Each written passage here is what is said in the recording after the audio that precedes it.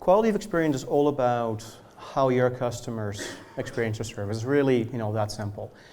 And the main factors that are impacting it are bandwidth, people getting your plan speed or the speed test working and that kind of thing. Also latency and jitter, what having to wait for packets, inconsistent latency, and packet loss. And so bandwidth often gets the most attention here, right? Like people run speed tests that things feel slow and that kind of thing. But it actually isn't often the most important part. Yes, you need enough of it, that's important, but the latency is much more important to all your interactive applications like gaming and VoIP calls and browsing, right? Because the bandwidth isn't very high, but you want those packets flowing back and forth quickly. So yeah, latency is a really big deal for this. And anytime you hear complaints about my internet is slow, right? So things seem to be moving, things aren't completely down, but it feels slow.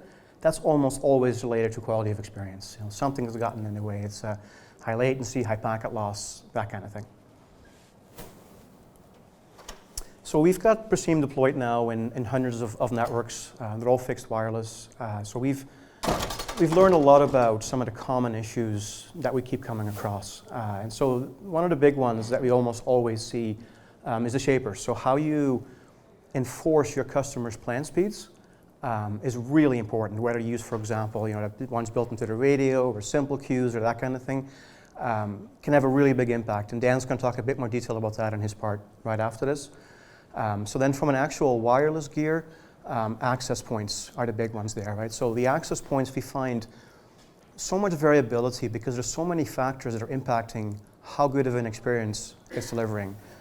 You've got, distances and interference issues and line of sight and all of that, right? And the exact amount of throughput that you can get out of any one access point is much lower than the spec sheet, and the exact amount there's certainly ranges, but it's hard to know. So without measuring that, how do you actually know, right? So we can talk about that a little bit as well. In-home Wi-Fi, we see a whole bunch of that. A little bit less common backhauls we come across too. Certainly if you have a backhaul problem, it's going to cause problems in a big chunk of your network, so you want to fix that. But any one backhaul tends to have a more well-defined throughput unless it goes low modulation or something. So it's just a bit easier to get right. Less common, but really very high impact is transit capacity, of course. Also an honorable mention is the MikroTiks. If you have some cores maxed out, we've seen some really interesting problems come out of that. And then there's sort of a whole long tail of other issues beyond that also.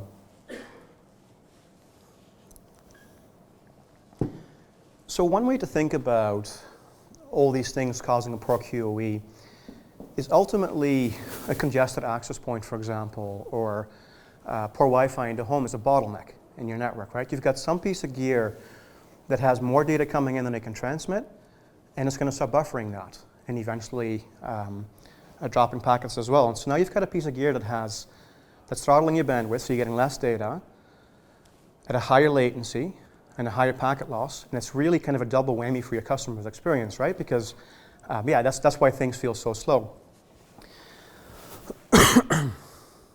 So the good thing is that TCP has all kinds of mechanisms built in to actually detect this.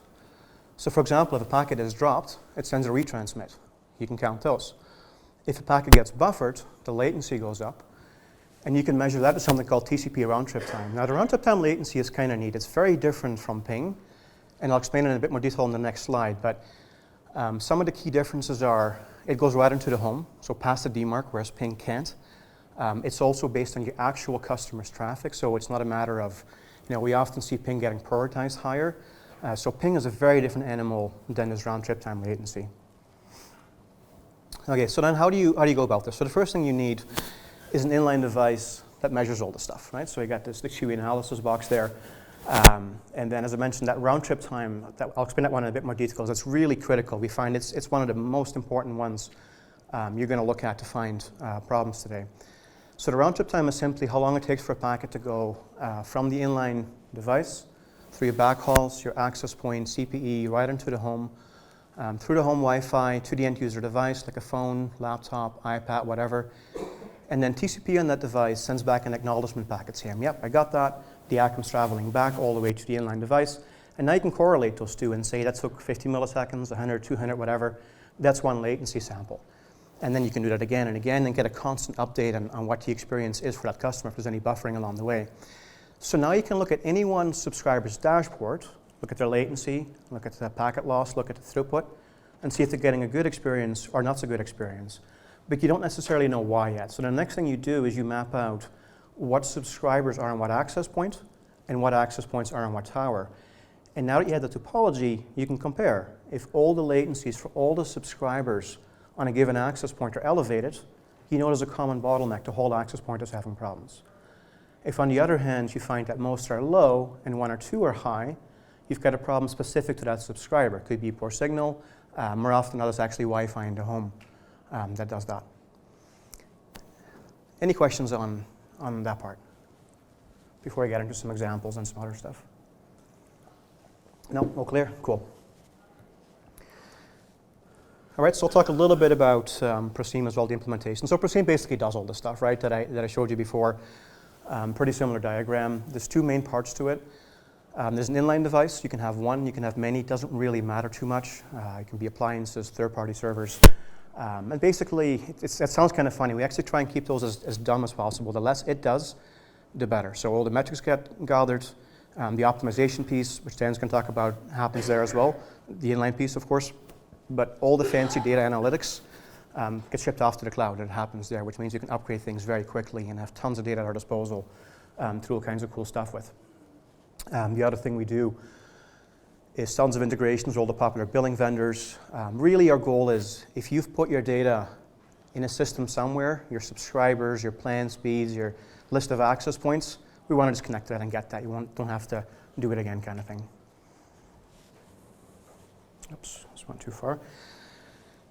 So all this QoE data is really good for finding these bottlenecks in your network, which I'll give some examples of as well. I'll show you some screenshots. But the other thing you can do with it is use it for capacity planning.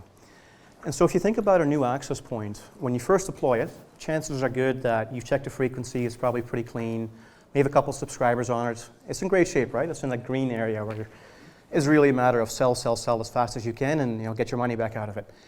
And then eventually you're going to get to the point where it's still okay, your customers are happy, but if you add even one more, you're going to get into the red zone, right?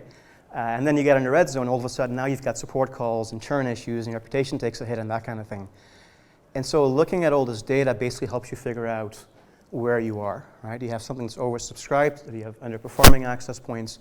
An interesting story, I just talked to one of our customers 2 weeks ago, and he uses data in a really neat way. So when they send out a tech for a new deployment or new install, they don't necessarily know which tower it's going to be connecting to yet, right? They do a site survey and all that stuff. And so they do that. The tech says, oh, that one over there, that's the access point I want. He calls back in. They look at the Preseem data for the last week. And depending on that, they'll say, thumbs up, thumbs down. Again, knowing what it's going to do to the QoE for everybody else on that AP and for the new subscriber as well.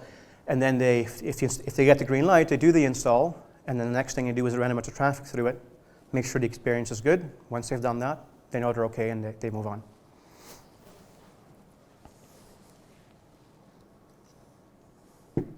Okay, so now I got a few slides on how can you use the data now for proactively finding these problems and making your network better. So this isn't meant to be a full demo or a walkthrough. I'm showing you some of the highlights here that are interesting. So this is, we call this our daily wireless summary. It's a list of all the access points. We always map out what subscribers are on what access points are on what tower. And so really the goal of this table is to very quickly tell you all the APs that are not performing well, right? All your reds basically in here. And then figure out, are they oversold? Because we have oversubscription ratio. There's other ways you can tell that as well. Or are they underperforming? And then you can further drill down and see what's actually happening. But yeah, the idea here is we want to tell you very quickly all your trouble access points and some indication on why. And then you can keep drilling down more and actually figure out what's going on with that. Now that you've got this daily score for every access point, you can trend it over time. This is an executive dashboard. You just see just a simple count, right? Greens, yellows, reds over time. Are we getting better? Are we getting worse? If you get a big storm, you'll probably get worse for a bit. Those are really obvious. Spring break tends to make it worse as well. We've also got a chart where you can see everything grouped by tower now. So this one is every row is one access point. They're grouped by tower. So the Howie water tower on the top there is one tower. And every column is one day. So right is the the most recent, then you go back in time towards the left. So think of this as a heat map over time, right? What's happening with every access point? Is it usually red or yellow? It's what you typically see. It's pretty rare to see randomly green, yellow, red. It's usually hovering between two of those states. And so you can very quickly get a sense of where the problems are. If you see that all your sectors are going to go red in a tower, you've probably got a backhaul problem. So all kinds of neat stuff you can find here as well. If you then find one of those access points that's red, you can drill down into it. Again, I'll go into a little bit of detail, not too much more in the later part of this as well. But if you look, for example, at the latency chart, that's at round trip time, this one over here, you can see that all the subscribers, every one of those colors is one subscriber. All the latencies are moving in unison. As soon as you see that, you know you've got a problem with the whole access point. And then the next thing you do, and I'm not going to talk too much about it yet because Dan's talking about this at the end, we've got this cool orange line which tells you a typical performance that we expect for that model access point. And basically, if you're under that, you've got likely an underperforming access point. Try and fix it. If you're at or over, you've probably oversubscribed it. So very quick to see what's happening with that. Okay, and then last but not least here, so you can also use this data for customer support. So think about people manning the phones, trying to equip them as best as possible to help figure out those calls, right? So what this data can really quickly help you figure out is, does this subscriber have a quality issue, a quality of experience issue, or does this subscriber have a bandwidth issue? Because it's usually one of those two. And if it's a quality issue, figure out if it's a backhaul problem, access point, subscriber. And if it's a bandwidth issue, what you'll see is the quality of experience metrics look okay, but you'll find they keep maxing out their plan speed. It probably does need more data instead. And again, it's all based on the actual data, so the actual experience. So this dashboard here, you can see it's sort of a simplified view of everything else for the support team. The latency for the backhauls on the left, and the throughput, the sectors in the middle, the subscribers on the right. So if you see that the subscriber latency is high, you know there's a quality issue. Then you simply figure out, is it them, the whole access point, the whole tower? If their latency is low, you've probably got a bandwidth issue, which you can verify underneath. You can see the downstream bit rates, and it's probably time for an upsell. So pretty straightforward.